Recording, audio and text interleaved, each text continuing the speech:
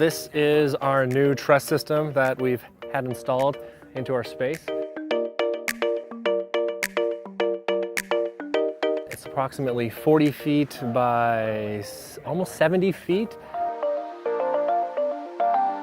Our previous motion capture system was 24 stands just set up on sort of the perimeter. That worked for some time, but the problems with that kind of setup was that our stands are susceptible to vibration, people walking by, exceptional wind currents within the stage. With the truss system, everything is just a lot more stable. The cameras will be securely mounted up and out of the reach of any passerby that's in the area. With our original system, we could reliably support 4 to 6 people, but now we can expand that number up maybe to 10 or even more, all depending on the kind of action that actors or participants are doing within the space.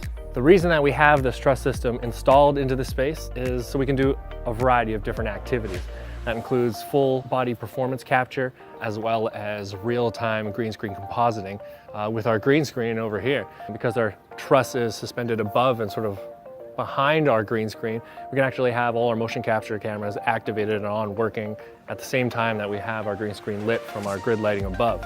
So this will allow us to have live action actors and full body wardrobe composited on green screen in real time into a computer generated environment, potentially also playing against a person who's in a motion capture suit, puppeteering a virtual character.